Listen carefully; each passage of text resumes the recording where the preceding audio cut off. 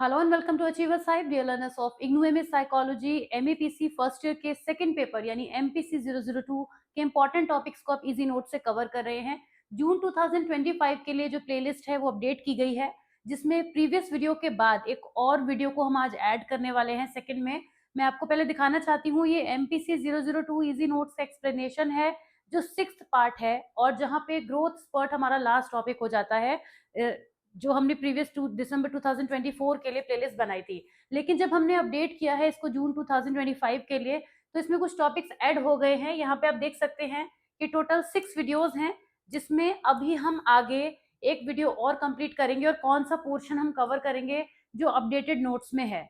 Updated notes में आप देखते हैं कि ग्रोथ स्पर्ट के बाद के जो टॉपिक हैं 30, 31, 32, 33, 34 एंड 35, टोटल 6 टॉपिक हैं और मैं आज इन्हें एक ही वीडियो में कवर कर दूंगी क्योंकि बहुत छोटे पार्ट्स करने का कोई फायदा नहीं है।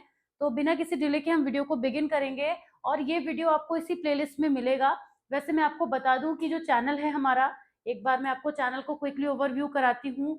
यहाँ पे आप प्लेलिस्ट अगर देखेंगे तो सभी प्लेलिस्ट आपके लिए अपडेट कर दी गई हैं। आप देख सकते हैं यहाँ पे सभी जो प्लेलिस्ट हैं वो अपडेट कर दी गई हैं। जो भी वीडियोस ऐड हो रहे हैं वो यहाँ पर हो रहे हैं। जैसे एमपीसी 1 में भी हमने इसी तरीके से 7th और 8th वीडियो को अपडेट किया है। 8th अभी प्रोसेसिंग में है, मैं उसको वहाँ पे कनेक्ट करके आई हूँ, इसलिए आपको यहाँ नजर नहीं आ रहा है। फिलहाल यहाँ 8 वीडियोज 1 में है। इसी तरीके से जो हमारा सेकंड है, सेकंड में भी आप देखेंगे, सेकंड में भी आपको नजर आएगा ये वीडियो 6 वीडियोस के बाद में 7th वीडियो अपडेट हो जाएगा। तो आई होप कि आपको क्लैरिटी मिल रही होगी। इसी तरीके से सभी वीडियोस में हम करेंगे। तो चलिए हम पियाजेज आइडिया और डिसेंट्रेशन एंड कंजर्वेशन टास्क यानी पेज नंबर 49 पे हमें आना है। तो क्विकली पेज नंबर 49 पर आ जाते हैं और टॉपिक हम स्टार्ट करते हैं। ये आप प्रीवियस वीडियो में पढ़ चुके हैं। यहाँ से हमारे न्यू टॉपिक्स बिगिन होते हैं। छोटे छोटे टॉपिक्स हैं। यहाँ पर भी जो टॉपिक्स पूछे गए हैं वो थोड़ा मिसलेनियस है, कुछ सेक्शन बी के भी हैं, तो इतना भी आप ऐसे मत लीजिएगा कि सेक्शन सी के लिए हम पढ़ रहे हैं, क्योंकि सेक्शन सी के लिए तो कोई टॉपिक मैंने ऐड किया ही नहीं है। ए और बी के हिसाब से ही किए हैं। कहीं पर दो छोटे टॉपिक कंबाइन होकर भी एक बड़ा टॉपिक बना सकते हैं, तो इसलिए इसको जरा भी आपको लाइटली नहीं लेना है, इसको सीरियसली लेना है। Piaget's idea on decentration and conservation task. Jean पियाजे जो कि एक स्विस डेवलपमेंटल साइकोलॉजिस्ट थे, उन्होंने डिसेंट्रेशन और कंजर्वेशन के कंपोनेंट्स को दिया था। उन्होंने अपनी कॉग्निटिव डेवलपमेंट की थ्योरी में ये दो टर्म्स इंट्रोड्यूस की थी। तो अगर 3 मार्कर में भी ये टर्म्स आती है तो आप लिख पाएंगे बहुत इजीली, जो कि एसोसिएटेड थी उनकी प्री ऑपरेशनल और कंक्रीट ऑपरेशनल स्टेजेस से। तो डिसेंट्रेशन का प्रोसेस क्या होता है? ये एक ऐसी कॉग्निटिव एबिलिटी है which is to focus on multiple aspects of a situation simultaneously rather than being fixated on one feature. जब ये जो डिसेंट्रेशन की डिसेंटर हो जाना, मतलब किसी चीज पर फोकस्ड होना लेकिन एक से ज्यादा चीजों को एक टाइम पर सोच पाना, वो कॉग्निटिव एबिलिटी जो होती है वो डिसेंट्रेशन कहलाती है। During the pre operational stage, जब बच्चा 2 से 7 साल का होता है, children tend to be egocentric, meaning they view the world from their own perspective and struggle to understand others viewpoint. As they transition into the concrete operational stage, जो कि 7 से 11 years की होती है, बच्चों के अंदर डिसेंट्रेशन का डेवलपमेंट होने लगता है और इसकी वजह से ही वो मल्टीपल डायमेंशंस के बारे में सोच सकते हैं एक बात के बारे में। जैसे जब छोटा बच्चा होता है, जब 5 बिलो 5 की एज की बात करें, बिलो 7 में जो बच्चा होता है, अब तो बिलो 7 में ऐसा नहीं देखने को मिलता, बिलो 5 तक ही आपको मिलेगा कि अगर बच्चे को कोई ऑब्जेक्ट बताया जाता है तो वो उसका एक ही अर्थ समझ पाता है, एक ही मीनिंग निकाल पाता है, उसको लगता है उसका एक ही यूज है। लेकिन जब बच्चा आगे बढ़ता है तो उसके अंदर डिसेंट्रेशन की टेंडेंसी डेवलप होने लगती है।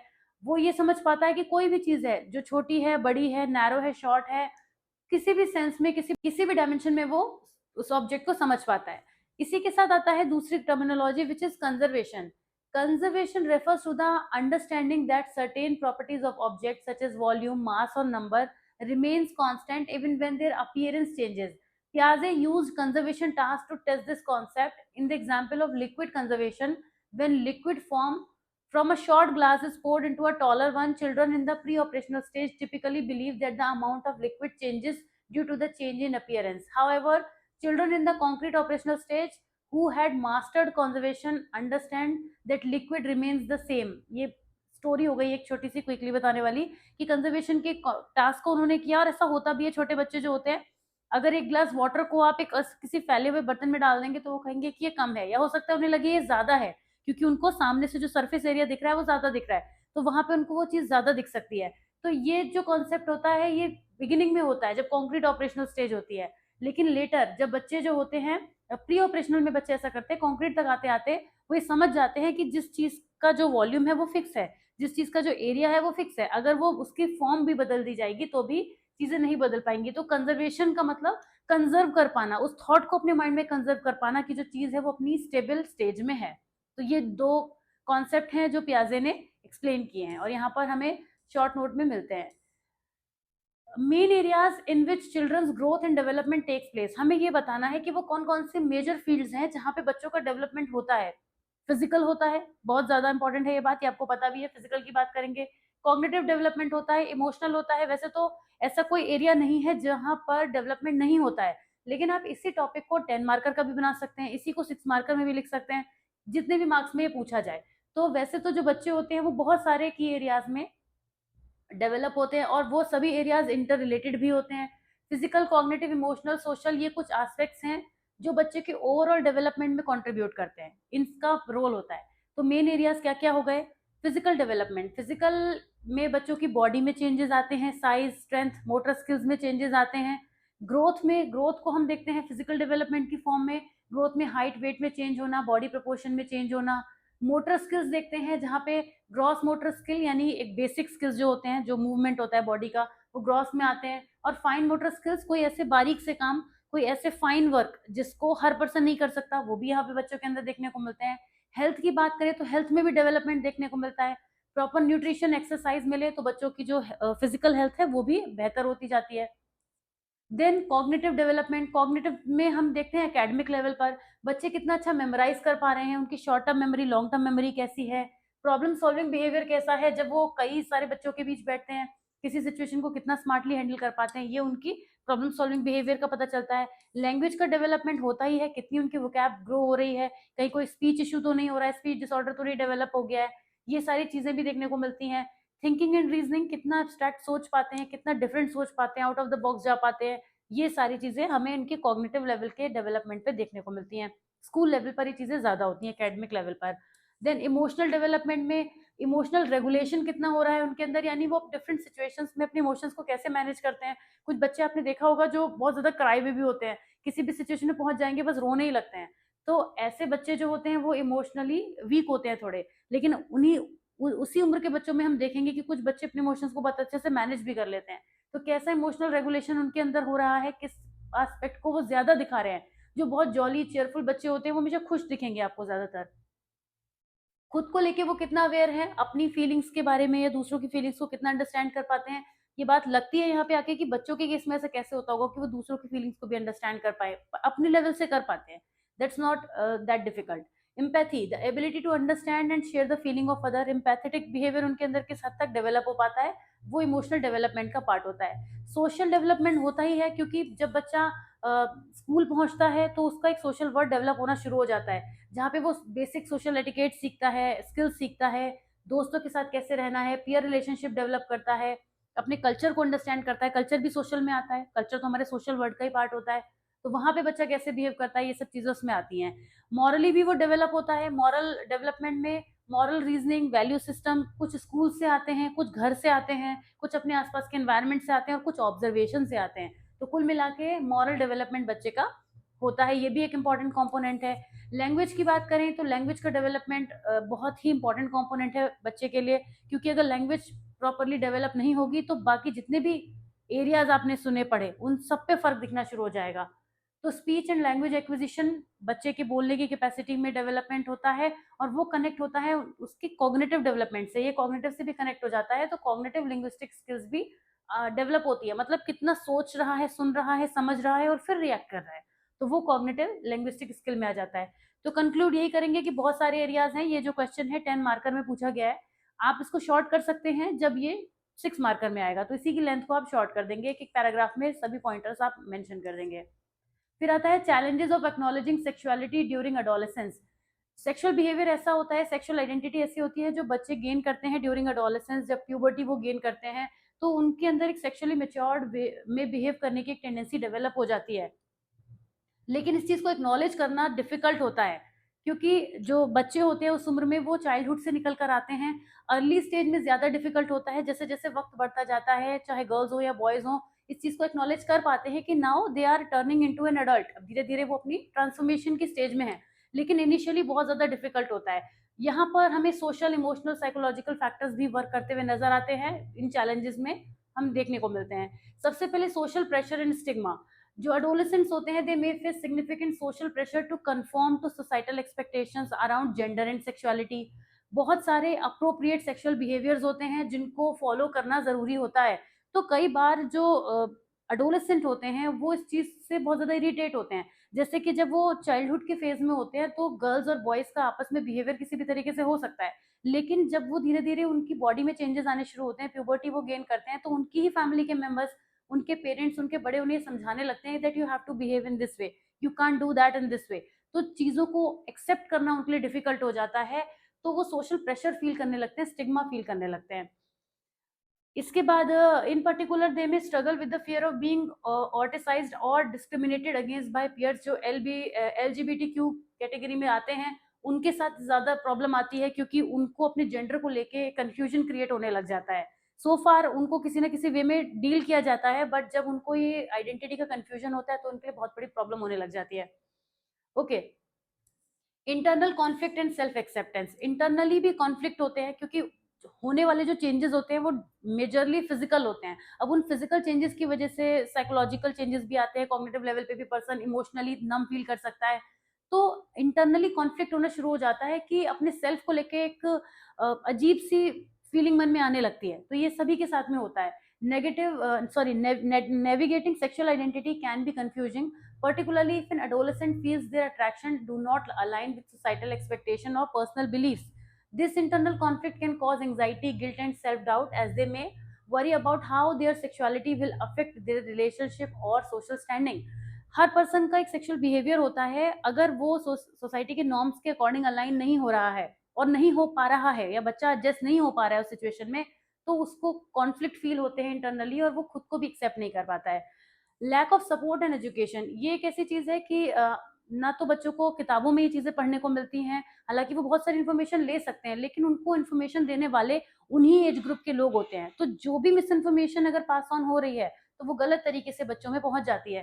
तो सेक्सुअल एजुकेशन की कमी होने की वजह से, स्कूल में प्रॉपर काउंसलिंग ना होने की वजह से, फैमिली की तरफ से टैबू होने की वजह से, स्टिग्मास होने की वजह से सेक्सुअल एजुकेशन प्रॉपरली नहीं मिल पाती, जिसकी वजह से वो सेक्सुअलिटी को लेके बहुत ज्यादा वो बातें भी सोच लेते हैं जो शायद एग्जिस्ट भी नहीं करती। इस तरीके के वो डाउट्स क्रिएट कर लेते हैं।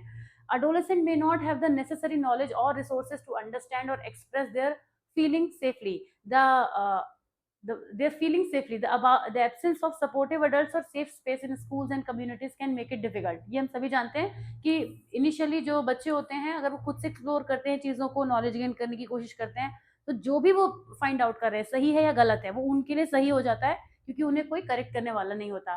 फिर फैमिली की एक्सपेक्टेशंस की भी बात आती है। Family plays a significant role in shaping adolescents' identity. However in some cases family members may hold rigid views on sexuality which can create tension. जैसे कि कई बार फैमिलीज में देखने को मिलता है, बहुत फैमिलीज में ऐसा देखने को मिलता है कि गर्ल्स जब मेच्योर हो जाती हैं फिजिकली, तो उनके अराउंड एक ऐसा एनवायरनमेंट क्रिएट कर दिया जाता है कि they have to do this, they have to do that. तो उनको ये फील होने लगता है कि why the hell am I a girl. उन्हें ये फील होने लगता है कि मैं गर्ल हूं ही क्यों। तो इस वजह से उनके माइंड में भी जो है वो कंफ्यूजन क्रिएट होता है। तो फैमिली की एक्सपेक्टेशंस के हिसाब से चलना, and same in the case of boys also. जब एडोलेसेंट्स जो होते हैं ना, जहाँ पे जो मेल होते हैं खास तौर से, वो फ्यूचर को लेके वरिड होना शुरू हो जाते हैं। ये बहुत बिगिनिंग में नहीं होता है, 13-14 ईयर्स में नहीं होता है, लेकिन जैसे जैसे वो आगे बढ़ते हैं तो उनको रियलाइजेशन होने लगता है कि that I have to be someone, मुझे कुछ ना कुछ करना है लाइफ में और मुझे कुछ ना कुछ अर्न करना है। वो एक प्रेशर जो है वो बॉयज के ऊपर धीरे धीरे आने लगता है। वो पढ़ाई से ज्यादा जॉब के बारे में सोचना शुरू कर देते हैं, जिसकी वजह से उनको फैमिली की एक्सपेक्टेशंस, उनके लिए अलग रोल्स हैं, गर्ल्स के लिए अलग रोल्स हैं, तो उन्हीं रोल्स में फिट होते होते काफी डिफिकल्टी वो फेस करते हैं।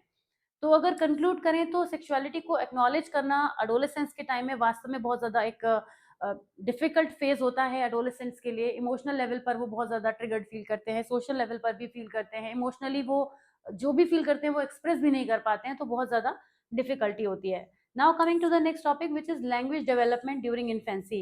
इन्फेंट्स में लैंग्वेज का डेवलपमेंट कैसे होता है, इन्फेंट्स की बात हो रही है। जबकि हम ये जानते हैं कि इन्फेंट्स तो बोलकर हमें अपनी बात नहीं बता सकते, लेकिन लैंग्वेज का डेवलपमेंट शुरू हो जाता है। ये प्रोसेस बहुत ग्रेजुअल होता है, धीरे धीरे चलता है, लेकिन होता है। तो यहाँ पे कौन-कौन से माइलस्टोन्स हैं जो क्रॉस करता है बच्चा, या इन्फैंट कहेंगे, बच्चा तो नहीं कहेंगे उसको। उसमें सबसे पहले आती है pre linguistic stage. Pre linguistic stage में जो बेबी होता है बर्थ के साथ में 0 से 6 मंथ्स के बीच में, अब इस फेज में आप किसी भी बच्चे को देख लीजिए जो 6 महीने का बच्चा होगा ना, 6 मंथ के अंदर का बच्चा होगा, अगर आप बहुत ज़्यादा बच्चों के बीच में नहीं रहते हैं तो आप नहीं समझ पाएँगे कि वो कैसे बिहेव कर रहा है, लेकिन पेरेंट्स समझ पाते हैं, उनके बच्चे होते हैं ऑफ कोर्स वो, तो उनका रोना, उनका कूइंग करना, फेशियल एक्सप्रेशन बनाना, ये सभी चीज़ें उनकी लैंग्वेज का पार्ट होती है उस समय पर, नॉन वर्बल कम्युनिकेशन जिसे हम कहते हैं। तो क्राइंग, कूइंग यहाँ पे बच्चे के अंदर देखने को मिलता है, वो कुछ आवाज़ें इस तरीके की निकालते हैं जो उनके कम्युनिकेशन का पार्ट होता है उस समय पर।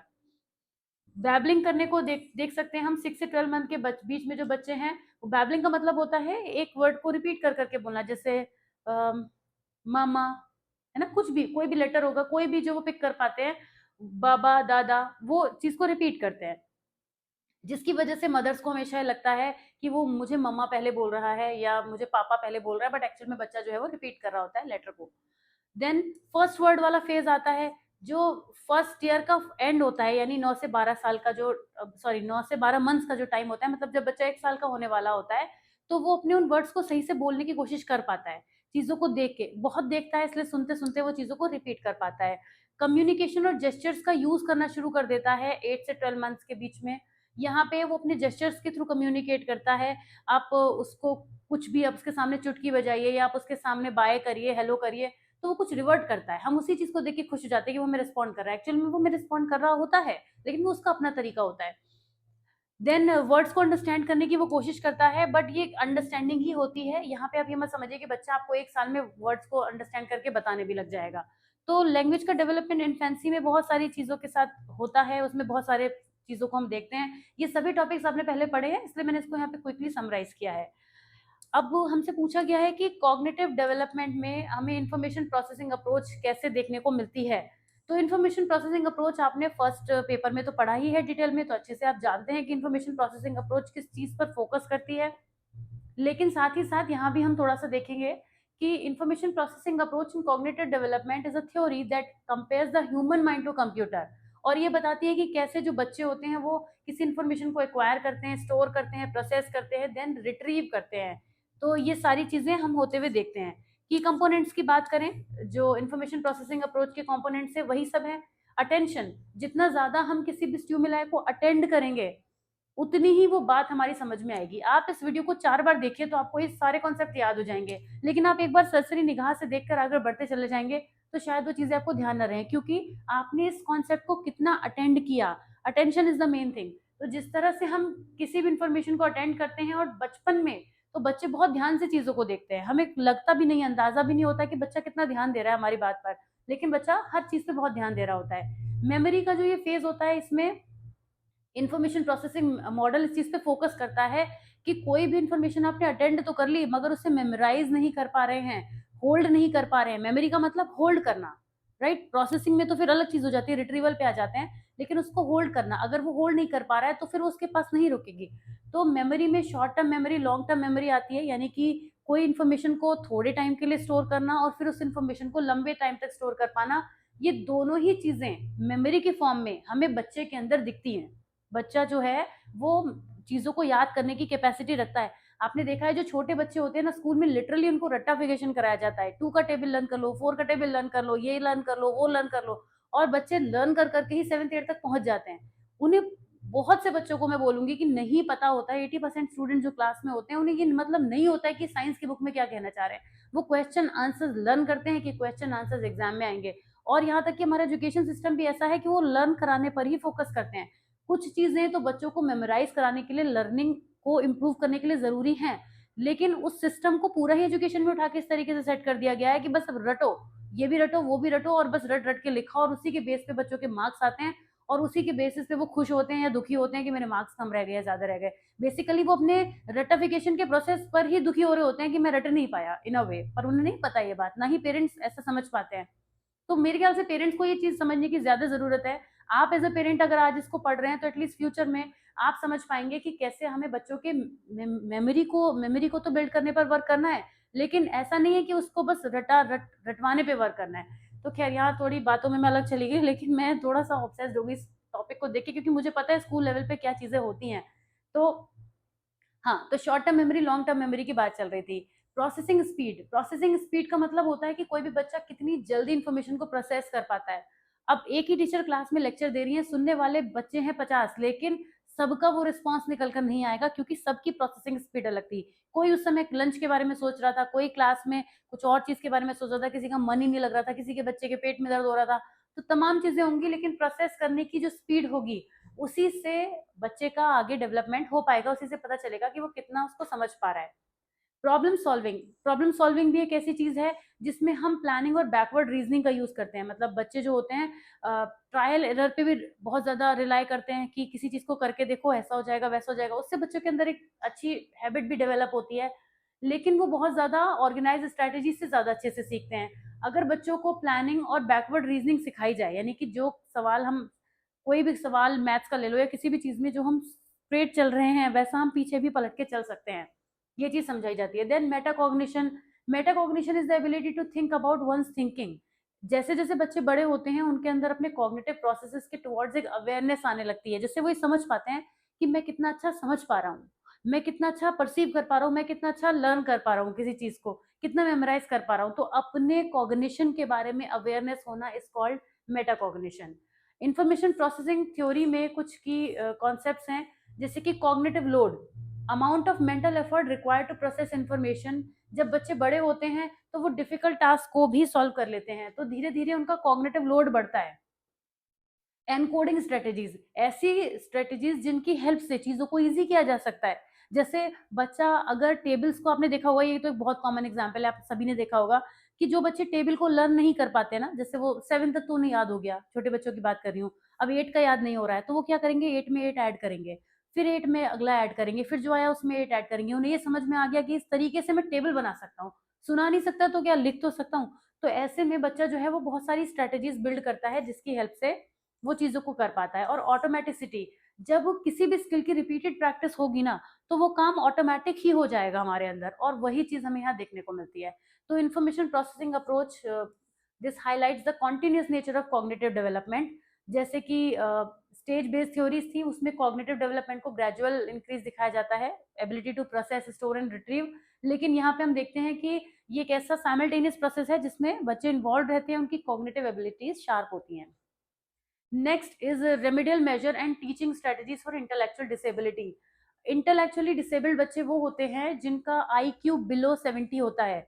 इंटेलिजेंट क्वेश्चन जो होता है उनका बिलो 70 होता है। 70 से नीचे जाते जाते हैं IQ और ज्यादा, जितना कम होते जाएगी वैल्यू IQ की, उतना ही बच्चा जो है वो इंटेलेक्चुअली डिसेबल्ड कहलाता है। 70 के आसपास घूमने वाला बच्चा, मतलब 68, 69, 65 भी, ये वो बच्चा है जिसको हम इंटेलेक्चुअल डिसेबिलिटी से क्रॉस करा के ऊपर ला सकते हैं, क्योंकि वो बिल्कुल बॉटम पर है। नो, नॉट बॉटम, वो अपर लेयर पर है, उसको हम पार करा सकते हैं। लेकिन जितना नीचे हम जाएंगे, बच्चा जितना बॉटम पे होगा, उसको उतना ही ऊपर खींच के लाना मुश्किल हो जाएगा। तो इंटेलेक्चुअली डिसेबल्ड एक ऐसी कंडीशन होती है जिसमें बच्चों की इंटेलेक्चुअल फंक्शनिंग पर हम देखते हैं कि इम्पैक्ट देखने को मिलता है। एकेडमिकली बच्चा जो है वो पुअर होता है, चीजों को समझने की कैपेसिटी उसकी बहुत स्लो होती है। हर तरीके से वो बच्चा, सबसे ज्यादा तो वो एकेडमिकली जो है वो पुअर नजर आता है। Remedial measure and teaching strategies for children with intellectual disabilities are essential for promoting their cognitive, social and emotional development। क्योंकि हमने कहा कि बच्चा सबसे ज्यादा स्कूल लेवल पर, एजुकेशनल लेवल पर वीक दिखता है, तो कोशिशें भी वहीं ज्यादा करनी पड़ेंगी। इसीलिए हम क्या टीचिंग स्ट्रेटेजीज अपना सकते हैं जिससे ऐसे बच्चों को हेल्प मिले। एक बात तो बहुत कॉमन है, बिफोर हम इसमें आगे बढ़े, कि ऐसे बच्चों को इंडिविजुअलाइज्ड प्लान की जरूरत होती है, मतलब स्पेशल अटेंशन की होती है। आपने अक्सर देखा होगा कि पेरेंट्स जो होते हैं, अगर उनको लगता है कि हमारा बच्चा पढ़ाई में वीक है, तो वो क्या करते हैं, उसको एक बैच में ना भेज के वो ये चाहते हैं कि कोई ट्यूटर हमारे घर पे आ जाए, या फिर हमारा बच्चे को किसी भी तरीके से स्पेशल अटेंशन मिल जाए, क्योंकि उन्हें पता होता है कि हमारा बच्चा जो है वो पढ़ाई में उतना तेज नहीं है। मैं यहाँ पे इंटेलेक्चुअली डिसेबल्ड की बात नहीं कर रही हूँ, एक नॉर्मली बात कर रही हूँ, जब पेरेंट्स जो है बच्चे को अपने वीक जानते होते हैं, समझते होते हैं। तो ऐसा क्यों करते हैं, क्योंकि बच्चे को जरूरत होती है उस, केवल उसी पर फोकस किया जाए। लेकिन स्कूल में ऐसा करना थोड़ा डिफिकल्ट होता है।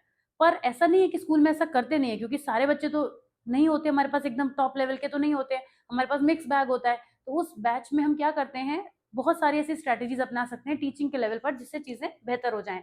सबसे पहले तो वही है जिसकी मैं अभी बात करी थी, इंडिविजुअलाइज्ड एजुकेशन प्लान। ऐसे बच्चों के लिए इंडिविजुअलाइज्ड प्लान बनाए जाते हैं और ट्रेस किया जाता है टाइम टू टाइम कि जो बच्चे हैं वो कितना उसमें कवर कर पा रहे हैं। हमारी टीचिंग स्ट्रैटेजी ऐसा तो नहीं है कि हमने तो सोच लिया कि हम बहुत बड़ा जो है वो तीर मार देंगे, लेकिन बच्चे कर पा रहे हैं या नहीं ये भी मैटर करेगा।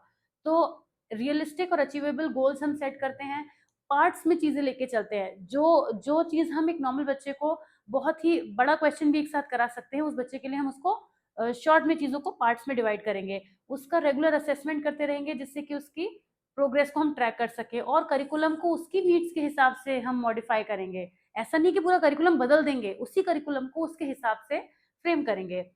यहाँ पे बच्चों को स्ट्रक्चर्ड और क्लियर इंस्ट्रक्शंस देना बहुत ज़रूरी होता है। ये टीचर की ज़िम्मेदारी हो जाती है कि ऐसे बच्चे, जैसे आपने क्लास में कोई भी एक स्टेटमेंट थ्रो किया किसी भी चीज़ को बताने के लिए, जब उस बच्चे को आप बता रहे हैं ना, तो उसके भी पार्ट्स कर देंगे। इतनी बारीक से टुकड़ों में सिम्प्लिफाइड लैंग्वेज, हर तरीके से उसको इतना बॉटम लेवल पे ले जाके आप करेंगे कि उसकी समझ में आए ही आए। ये आपकी ज़िम्मेदारी है एज़ अ टीचर। हमने हमें कोई इंस्ट्रक्शन देने हैं, तो होता क्या है, हमने कोई बात बोली ऊपरी तौर पर, बच्चे समझ गए। लेकिन ऐसा बच्चा जो इंटेलेक्चुअली डिसेबल्ड है, वो उस बात को इतनी जल्दी डिकोड नहीं कर पाएगा। तो उसके लिए हम क्या करेंगे, उस बात को ही इतना सिम्प्लिफाइड करेंगे, उसको चाहे उसमें हम एग्ज़ाम्पल्स जोड़ें, चाहे हम उसमें उसको खुद को जोड़ें, जैसे भी करें, लेकिन हमें जो है उसके इंस्ट्रक्शंस को क्लियर करना होगा। तो सिंपल लैंग्वेज यूज़ करेंगे, टास्क को छोटे मैनेजेबल स्टेप्स में ब्रेक कर देंगे, इंस्ट्रक्शंस को रिपीट करेंगे एंड प्रोवाइड विजुअल एड्स। हमें ज़रूरत पड़ेगी तो कुछ भी हमें उसको पिक्चर चार्ट्स की हेल्प से समझाएँगे। जैसे होता है ना, कई बार हम कोई बात वर्बली कहते हैं, मगर उसी का पिक्टोरियल रिप्रेजेंटेशन कर दें तो वो बात और अच्छी समझ में आने लगती है। तो उसकी ज़रूरत हमें वहाँ पे रहेगी। Hands on learning and concrete examples, ऐसे एक्टिविटीज़ में बच्चे को इन्वॉल्व करेंगे, जैसे सेंसरी बेस्ड एक्टिविटीज़। ऐसे जो बच्चे होते हैं ना, उनको आर्ट्स में, शेपिंग में, क्राफ्ट में, ऐसी चीज़ों में इन्वॉल्व किया जाता है, क्योंकि वो जो समय ले रहा है ना काम को करने में, उसमें वो सीख रहा है। अगर आप जनरली उसको बताएँगे कि 3D शेप्स ये होती हैं मैथ्स में, तो वो सुनेगा, उसके लिए सब सर के ऊपर निकल जाएगा। लेकिन जब वो उन्हीं 3D शेप से खेलेगा तो वो समझेगा कि अच्छा ये इसकी लेंथ है, ये इसकी ब्रेडथ है, ये इसकी हाइट है। तो वो समझ पाएगा कि जो भी ऐसी एक्टिविटीज़ में जो हम उसको इन्वॉल्व करेंगे, तो फ़र्क हमें देखने को मिलेगा। राइट? रोल प्ले करा सकते हैं, रियल वर्ल्ड प्रैक्टिसेस करा सकते हैं। ऐसे बच्चों को हमें लगातार पॉजिटिव रीइंफोर्समेंट देना होता है और मोटिवेशन देना होता है। क्योंकि उन्हें ये फ़ील कराते रहना है कि हाँ, तुम बहुत अच्छा कर रहे हो। भले ही वो कुछ नहीं कर पा रहे हैं, धीरे-धीरे उनकी ग्रोथ चलेगी, बहुत स्लो पेस पे वो चलेंगे। लेकिन हमें उनको ये फ़ील कराना है कि वो कर पा रहे हैं, क्योंकि ऐसे बच्चे जानते होते हैं कि वो नहीं कर पा रहे हैं। तो उन्हें ये महसूस कराना कि हाँ, आप कर सकते हो, ये भी टीचर की ज़िम्मेदारी हो जाती है। तो ऐसे में हम क्या करेंगे, उनको लगातार रिवॉर्ड देना, टोकन इकोनॉमी सिस्टम उनके संग अप्लाई कर सकते हैं, कोई भी ऐसा मेथड यूज़ कर सकते हैं जिससे वो अपने वर्क को कर पाएँ। उनके लिए हमें ज़रूरत पड़ने पर कोई अडैप्टिव टेक्नोलॉजी और टूल्स भी है, जैसे बहुत सारे स्पीच टू टेक्स्ट सॉफ्टवेयर आते हैं, बहुत सारे इंटरैक्टिव ऐप्स आते हैं जिसमें बच्चे कुछ किसी भी चीज़ को करते हैं और उन्हें मज़ा आता है करने में। मैंने देखा है ऐसे छोटे बच्चों पे अप्लाई करते हैं। कुछ एक्टिविटीज़ हो गई जो मोबाइल में हम करा रहे हैं या स्क्रीन पे करा रहे हैं, टच स्क्रीन पे करा रहे हैं, तो बच्चा उसको कर रहा है कंप्यूटर के थ्रू, वो एन्जॉय कर रहा है। तो वो एन्जॉय भी करता है, मन भी अच्छा रहता है उसका, मेंटल हेल्थ भी अच्छी चलती है और पढ़ाई भी होती रहती है। अब क्योंकि मैंने आपको एक बात बोली कि हम क्लास में हमेशा तो उन बच्चों को अलग करके पूरा-पूरा फ़ोकस नहीं दे सकते, हमें और भी काम करने होते हैं एज़ अ टीचर। तो ऐसे में हम पीयर ट्यूटरिंग कर सकते हैं। यानी कि जो बच्चे क्लास में बेहतर कर पाते हैं, ऐसे बच्चों के साथ में उनको इन्वॉल्व करना है, और इन्वॉल्व करने के साथ-साथ उनके साथ उनको एक्टिविटीज़ करवानी है। तो वो जो बच्चे होते हैं ना, जो थोड़ा स्मार्ट होते हैं क्लास में, वो as a teacher role play करते हैं, या फिर उनको मॉनिटर बना दिया जाए, तो वो उनको एक ज़िम्मेदारी की फीलिंग आती है, उनको भी हम एंगेज कर पाते हैं, और ऐसे बच्चे जो होते हैं वो ग्रुप एक्टिविटी की हेल्प से कुछ कोलैबोरेटिव टास्क में भी इन्वॉल्व हो पाते हैं। रिपिटेशन एंड कंसिस्टेंसी, ये बातों पे हमें ध्यान रखना है कि जो भी चीज़ें वो कर रहे हैं ना, उनका रिपिटेशन होगा। जैसे आपने एग्ज़ाम्पल ले रही हूँ बहुत ही छोटा, कोई भी हिंदी का एक वर्ड उन्हें सिखाया, उस वर्ड को उन्हें बार-बार सिखाना है। ऐसे बच्चों के साथ में रिपिटेशन की बहुत ज़रूरत होती है। कंसिस्टेंसी का मतलब है कि जो भी टास्क आप कर रहे हैं, उसे कंसिस्टेंट रखिए, ब्रेक मत करिए और चेंज भी मत करिए कि आपने आज हिंदी सिखाई, आपको लगा कि भई 6 घंटे के अंदर हमारा जो भी टास्क था बहुत अच्छा हुआ, अब हम अगले दिन कुछ और सिखाएँगे, नहीं। कंसिस्टेंसी बनाए रखनी है, शिफ्ट नहीं करना है जल्दी। सोशल एंड इमोशनल सपोर्ट, ऐसे बच्चों को सोशल सपोर्ट इंटेलेक्चुअली डिसेबल्ड बच्चों को दी जाती है, इमोशनल सपोर्ट दी जाती है, जिससे कि वो उनके अंदर कोपिंग मैकेनिज्म डेवलप की जाती है कि कोई सिचुएशन है, डिफिकल्ट है, आप कैसे एनकाउंटर करोगे। धीरे धीरे उनके सेल्फ को इम्प्रूव करने की कोशिश की जाती है, जिससे हमें बेनिफिट देखने को मिलता है। बहुत सारे एनवायरमेंटल मॉडिफिकेशंस भी किए जा सकते हैं। लर्निंग एनवायरनमेंट ऐसा बनाया जाए जो काम हो, स्ट्रक्चर्ड हो, क्वाइट स्पेस हो, जहाँ पे विजुअल शेड्यूल्स हों, एक एनवायरनमेंट ही ऐसा दिया जाए जहाँ पे वो आना चाहे, जिस एनवायरनमेंट से वो जुड़ना चाहे, उसे टीचर अच्छी लगने लगे, उसे वो रूम अच्छा लगने लगे, उसे वो स्कूल अच्छा लगने लगे। ऐसा ना हो कि उसके मन में ये चीज़ रहे कि नहीं मुझे वहाँ नहीं जाना है। अगर बच्चे के मन में ऐसा आ रहा है तो फिर बहुत डिफ़िकल्टी टीचर को होगी। Collaboration with parents and specialist, time to time हो सकता है लर्निंग डिसेबिलिटी में कोई कंडीशन बहुत ज़्यादा सीवियर हो सकती है, आपसे ना हैंडल हो, ऐसे में काउंसलर की ज़रूरत पड़ सकती है, तो काउंसलर के साथ कम्युनिकेट करके भी चीज़ों को बेहतर बनाया जाता है। स्पेशलिस्ट में जो भी रिक्वायरमेंट है उसके जो स्पेशलिस्ट हैं, अगर कोई पर्टिकुलर लर्निंग डिसेबिलिटी है, जैसे मैथ्स रिलेटेड है, रीडिंग रिलेटेड है, तो उसमें भी हम हेल्प ले सकते हैं डिफरेंट स्पीच थेरेपिस्ट की, ऑक्यूपेशनल थेरेपिस्ट की। ओके, तो कंक्लूड करेंगे कि जो भी अच्छा ये लास्ट टॉपिक ही था, मुझे लगा इसके बाद एक और टॉपिक है हमारे पास। Okay, that's good. तो इंटेलेक्चुअली डिसेबल्ड जो बच्चे होते हैं उनके लिए हम बहुत सारे इफेक्टिव रेमेडियल मेजर्स कर सकते हैं, टीचिंग स्ट्रेटजीज यूज कर सकते हैं। आपने देखा ये एक लंबा टॉपिक था, 10 मार्कर के हिसाब से प्रिपेयर किया गया था। और इंटेलेक्चुअल डिसेबिलिटी तो आप मान के चलिए कि इस पेपर में आनी ही आनी है किसी ना किसी फॉर्म में, तो मैंने पहले भी आपको बहुत अच्छे से पढ़ाई है। और सेकंड पेपर जो है वो आपने वैसे भी डिटेल में भी पढ़ा ही होगा। नोट पूरा जो आपकी इग्नू की बुक है उसके डिटेल्ड एक्सप्लेनेशन अवेलेबल है। तो ये था एक एडिशनल पोर्शन जो आपको जून 2025 में बिल्कुल भी मिस नहीं करना है, ज़रूर ज़रूर पढ़ लेना है। और आई होप कि आप बहुत अच्छे एग्जाम करके आएंगे। मैं मिलूंगी आपसे नेक्स्ट वीडियो में। Till then take very good care of yourself. See you super soon. Bye bye.